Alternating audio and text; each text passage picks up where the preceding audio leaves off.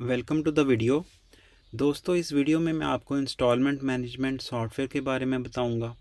ये एक ऐसा सॉफ्टवेयर हमने डिज़ाइन किया उन भाइयों के लिए जो इंस्टॉलमेंट का काम करते हैं, किस्तों पे लोगों को चीज़ें देते हैं, ठीक है ना। अपना तमाम कारोबारी मामलात जो है ना वो इस सॉफ्टवेयर के ज़रिए वो हैंडल और मेंटेन करके रख सकते हैं। चाहे तो आपको देखना हो कभी इस वक्त कौन सा स्टॉक अवेलेबल है, किन सप्लायर से ये स्टॉक ख़रीदा हुआ है, ठीक है ना। आपने कितने पैसे सप्लायर को पे करने हैं। दूसरी तरफ अगर आप देखना चाहें कि भी ये जो स्टॉक है, ये जो चीज़ें हैं, ये कौन कौन सी चीज़ें हमने सब कस्टमर्स को दी हुई हैं, कौन कौन से कस्टमर को दी हुई हैं, क्या क्या उनसे इंस्टॉलमेंट प्लान है उनके, ठीक है ना। किन कस्टमर्स ने कितना पे कर दिया है, कितना ड्यू है अमाउंट उनकी तरफ, क्या मेरा बिज़नेस प्रॉफिट आ रहा है, तमाम की तमाम चीज़ें आप इस सॉफ्टवेयर के ज़रिए ना सिर्फ हैंडल कर सकते हैं बल्कि प्रॉपर तरीके से ऑर्गेनाइज़ करके रख सकते हैं।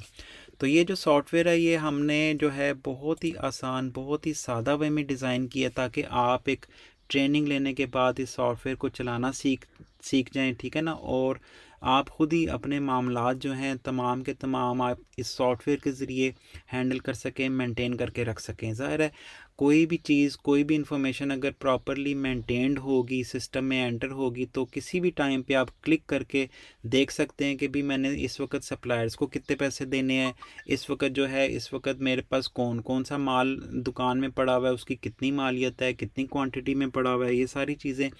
फिर आप सप्लायर्स की तरफ आ जाएं तो भी हर कस्टमर ने आपको पेमेंट करनी है, किस किस कस्टमर की कितनी पेमेंट ड्यू है, ठीक है ना।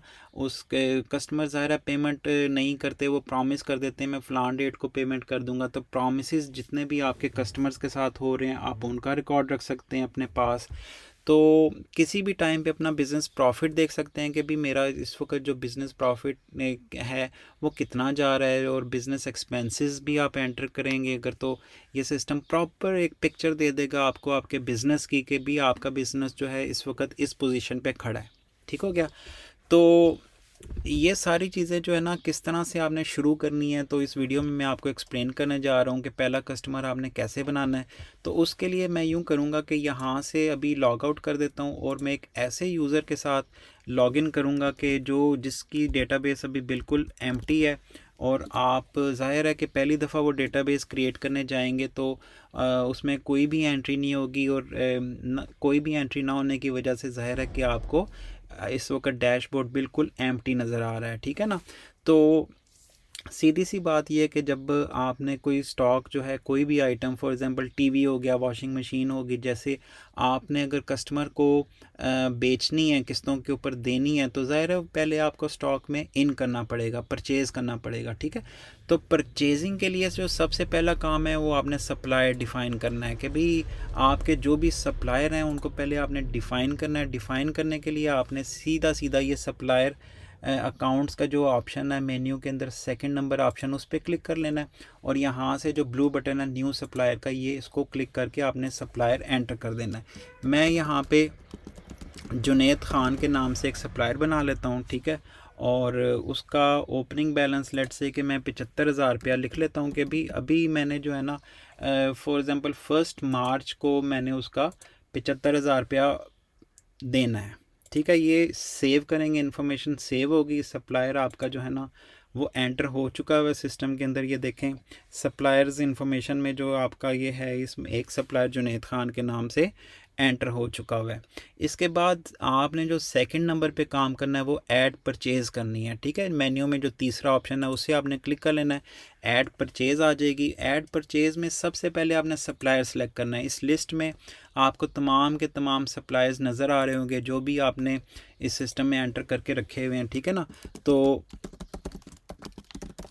वॉशिंग मशीन जो है ना वो मैं लिख लेता हूँ यहाँ पे एज आइटम, और यहाँ पे डिस्क्रिप्शन में मैं उसका कंप्लीट कोड लिख लूँगा, जो भी वारंटी है, टर्म्स हैं 1 ईयर, जो भी मैं उसका नंबर है, उसका मॉडल नंबर, जो भी उसका है नंबर, वो तफसील से मैं लिख लूँगा। ठीक हो गया। इसके बाद जो है मैंने एंटर कर देना है कि ये वॉशिंग मशीन मुझे कितने की कॉस्ट कर रही है। एक पीस की मैं कीमत लिख दूँगा 85,000 रुपया। एक वॉशिंग मशीन की कीमत है और मैं इस टाइम पे 5 वॉशिंग मशीनें जो है ना इस सप्लायर से परचेज़ कर रहा हूँ। क्रेडिट डेज़ जो हैं 30 यानी 30 दिन के अंदर अंदर मैंने उसको पेमेंट करनी है, ठीक है। अगर सप्लायर ने आपको कोई परचेज़ ऑर्डर नंबर दिया हुआ है तो वो आप यहाँ पे एंटर कर सकते हैं रेफरेंस के तौर पे। कमेंट्स में आप कुछ लिखना चाहें ना लिखना चाहें वो ऑप्शनल है, आपकी मर्ज़ी है।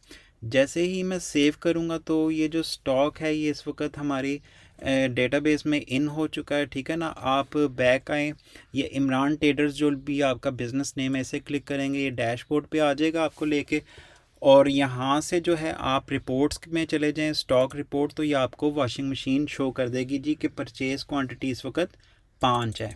ठीक हो गया, क्लियर है। तो जैसे जैसे आप स्टॉक सिस्टम में ऐड ऑन करते जाएंगे इस रिपोर्ट में, यहाँ पे आपको अवेलेबल स्टॉक की रिपोर्ट जो है ये आपको आपका तमाम स्टॉक जो भी अवेलेबल है वो शो करता जाएगा। जैसे जैसे आप सेल आउट करते जाएंगे यहाँ पे सेल क्वांटिटी मेंशन होती जाएगी और अकॉर्डिंगली स्टॉक कम होता जाएगा। तो स्टॉक हमारे पास आ चुका है। हम फर्स्ट ऑप्शन जो है ना मेन्यू के अंदर कस्टमर इन्फॉर्मेशन का, उसे हम क्लिक कर लेते हैं और आप देख सकते हैं कि ऑल कस्टमर्स की रिपोर्ट इस वक्त हमारे पास बिल्कुल एम्प्टी शो हो रही है। तो हम अपना पहला कस्टमर जो है ना वो क्लिक कर लेते हैं, न्यू कस्टमर को दबा के बटन को। तो यहाँ पे मैं जो है अपना पहला कस्टमर जमाल ख़ान हमारा फॉर एग्ज़ाम्पल कस्टमर है, ठीक है, ये उसका CNIC नंबर है। अभी फ़र्ज़ी CNIC नंबर मैं डाल दूँगा और यहाँ पे उसका मोबाइल नंबर भी फ़र्ज़ी डाल दूँगा, उसका फादर नेम भी मैं डाल दूँगा, ठीक है। तो कंप्लीट आपने इन्फॉर्मेशन फिल इन कर लेनी है। उसका गारंटर कौन है, दूसरा गारंटर कौन है, ये सारी इन्फॉर्मेशन लिखने के बाद जैसे ही आप सेव करेंगे तो ये देखें कि आपकी जो कस्टमर इन्फॉर्मेशन है वो बेसिक इन्फॉर्मेशन सेव हो गई है। अब आपने जो सेकंड स्टेप करना है वो ऐड आइटम्स करना है, ठीक है। यहाँ पे ऐड आइटम्स पे मैं क्लिक करूँगा, हमारा जमाल ख़ान जो है वो ऑटो सिलेक्टेड है।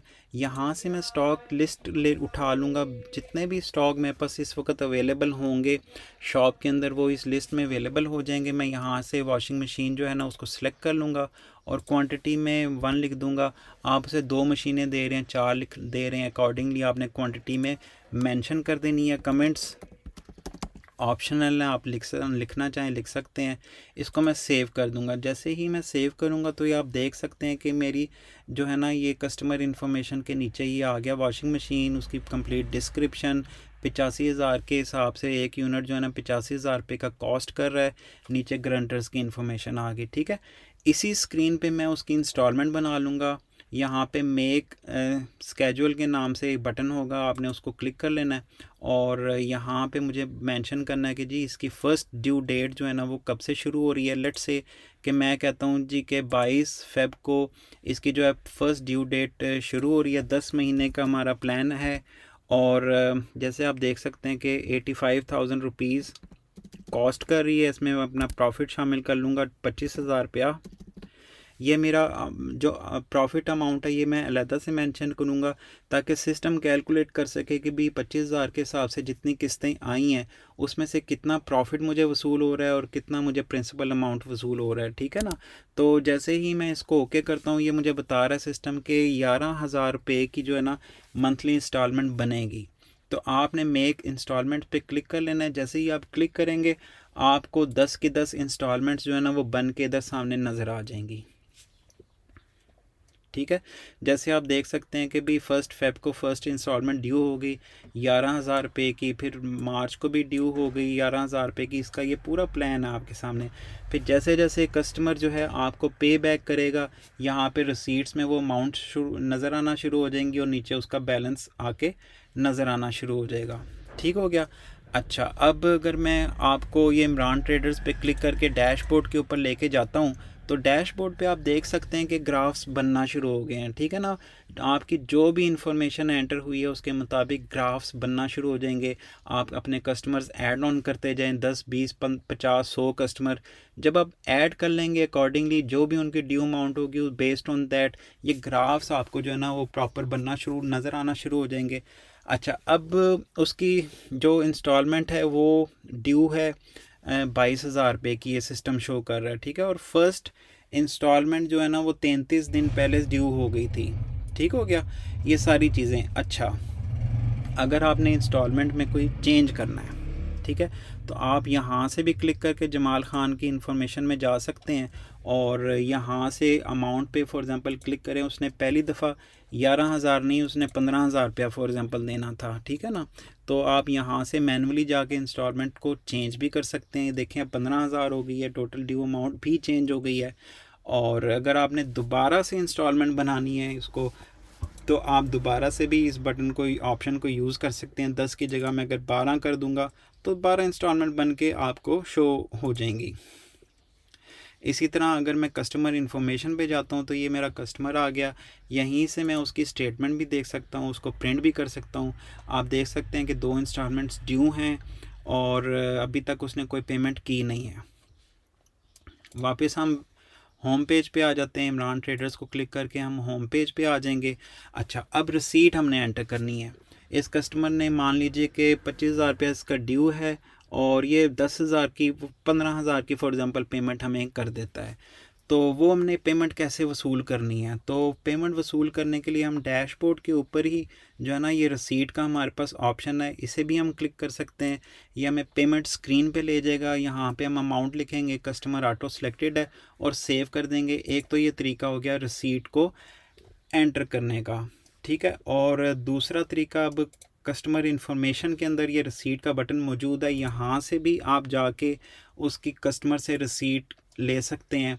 फॉर एग्ज़ाम्पल 15,000 रुपये की डेट मेंशन कर दें जी, उसने किस तारीख को आपको पेमेंट कर रहा है, ठीक है। और तीसरा तरीका भी मैं आपको बताता चलूँ। मेन्यू में ऐड रसीट का ऑप्शन है, इसे क्लिक करेंगे आपको सीधा इस स्क्रीन में ले आएगा। यहाँ से आपने फिर कस्टमर सेलेक्ट करना होगा। आप कस्टमर को बाय नेम भी सर्च कर सकते हैं। कस्टमर सेलेक्ट हो गया, ठीक हो गया। और यहाँ से 15,000 रुपया आपने अमाउंट में लिख दिया। यहाँ से आपने मेंशन कर दिया कि भी बैंक में पे हो रहा है, कैश में पे हो रहा है, जैसे भी, और किस तारीख को पे हो रहा है। फॉर एग्ज़ाम्पल मैं कहता हूँ जी कि 24 मार्च को पे हो रहा है, ठीक है। अगर पे ऑर्डर नंबर या कोई डॉक्यूमेंट या रेफरेंस नंबर आप लिखना चाहते हैं तो वो आप इधर लिख सकते हैं, और कमेंट्स में कुछ मेंशन करना चाहें वो आप कर सकते हैं। तो जैसे ही आप सेव करेंगे पेमेंट जो है वो वसूल हो जाएगी, टोटल ड्यू अमाउंट कम हो जाएगी। और अगर डैशबोर्ड के ऊपर ये जो ऑप्शन है स्टैट्स का, ये स्टेटमेंट है बेसिकली, इसे आप क्लिक करेंगे तो कस्टमर की जो स्टेटमेंट है वो आपके सामने आ जाएगी जी। 15,000 रुपया उसने पे कर दिया है और इसी तरह बैलेंस चलना शुरू हो गया। करंट बैलेंस, उसका ड्यू बैलेंस जो है ना 11,000 रुपया आ गया। इसी तरह फॉर एग्ज़ाम्पल उसने एक और पेमेंट कर दी है फॉर एग्ज़ाम्पल, तो दूसरी पेमेंट भी आप इस तरह एंटर कर सकते हैं कि कस्टमर इन्फॉर्मेशन में गए, वहाँ पे आपने ये इसको एडिट कर लिया, ठीक है ना, और यहाँ से रिसीट का बटन क्लिक करके उस स्क्रीन पे आ गए। जितनी भी आपकी रीसेंट रिसीट्स होंगी वो इसी स्क्रीन पे नीचे आपको शो हो रही होंगी, ठीक है ना। हम मान लेते हैं कि उसने 27 मार्च को एक और पेमेंट कर दिया। 11,000 रुपया टोटल ड्यू था उसका, उसने लेट से कि 8,000 रुपया फुली पे कर दिया। अगर मैं 11,000 लिखूँगा तो डैशबोर्ड पे बिल्कुल ख़त्म हो जाएगा, फिर आपको एम्प्टी डैशबोर्ड नज़र आना शुरू हो जाएगा। तो हम मान लेते हैं कि 8,000 रुपया उसने फिर पे कर दिया हमें। इसी तरह जब जब आपको रिसीट्स होंगी कस्टमर से, ठीक है ना, तब तब आपने इसी तरीके के मुताबिक कस्टमर इन्फॉर्मेशन में चले जाना है और वहाँ पे customer name by name search भी कर सकते हैं। फॉर एग्ज़ाम्पल मैं अगर कामरान लिखूँगा तो कामरान में पास कोई कस्टमर नहीं है। जब मैं एंटर करूँगा तो रिपोर्ट मुझे कुछ भी शो नहीं करेगी क्योंकि कामरान नाम का मेरे पास कोई कस्टमर है ही नहीं। तो जब आप इस फ़िल्टर को हटा लेंगे तो आपके तमाम के तमाम कस्टमर्स आपको इस रिपोर्ट में नज़र आना शुरू हो जाएंगे, ठीक हो गया। किसी भी रिपोर्ट को आप एक्सेल में डाउनलोड कर सकते हैं। और अगर मैं रिपोर्ट्स की बात करूं तो यहाँ पे कस्टमर ड्यू बैलेंसेस आपको इस रिपोर्ट में शो हो जाएंगे। तमाम के तमाम कस्टमर्स आपको इधर नज़र आना शुरू हो जाएंगे। उनकी ड्यू अमाउंट क्या है, टोटल ड्यू 3,000 रुपया अभी तक जमाल ख़ान ने मुझे पे करना है और 5 दिन से इसकी जो है ना इंस्टॉलमेंट ड्यू हुई है और 3,000 रुपया पे करना है। तो यहाँ से मैं इसकी स्टेटमेंट भी देख सकता हूँ, स्टेटमेंट को प्रिंट भी कर सकता हूँ, ठीक है ना। तो इस तरह से जो है ना आपने फ़र्स्ट टाइम जब इस एप्लीकेशन को लेके चलना है तो सबसे पहले मैं रिपीट कर रहा हूँ कि आपने सप्लायर बनाना है, फिर आपने परचेज़ डालनी है, परचेज़ डालने के बाद आपने कस्टमर बनाना है, फिर उसको वो परचेज़ आइटम जो भी आपने किया होगा वो साइन करना है, उसकी इंस्टॉलमेंट बनानी है, ठीक है ना। तो रेडी हो जाएगा सिस्टम। फिर जैसे जैसे वो कस्टमर आपको पे बैक करता जाएगा, आपने वो अकॉर्डिंगली ऐड रिसीट के अंदर जाके ना वो एंट्रीज़ करते जाना है, ठीक है। मेरा ख़्याल है कि आपको ये सिस्टम पसंद आया होगा। इस मेन्यू से आपको थोड़ा अंडरस्टैंडिंग हो गई होगी कि मेन्यू को कैसे यूज़ करना है। एक्सपेंसेस आपने एंटर करने हैं तो ऐड एक्सपेंसेस में जाके ये स्क्रीन है, आप एक्सपेंसेस एंटर कर सकते हैं। अगर कोई पेमेंट आप सप्लायर को कर रहे हैं तो ऐड पेमेंट में जाना है, और यहाँ से ज़ाहिर है कि आपका जो भी सप्लायर है वो सिलेक्ट कर लेना है, और यहाँ से डॉक्यूमेंट लिख के उसको फॉर एग्ज़ाम्पल पे कर देना। 30,000 में पे कर रहा हूँ उसको, तो पेमेंट मेथड भी यहाँ से इजी पैसा में कर रहे हैं। तो जैसे ही आप सेव करेंगे तो ये सप्लायर का भी लेजर बनना शुरू हो जाएगा, सप्लायर का भी जो है ना वो अकाउंट स्टेटमेंट बनना शुरू हो जाएगी। अब डोल ढमक्के भी बाहर शुरू हो गए हैं, तो मुझे इजाज़त दें। I hope you like the video. Thank you very much for watching it.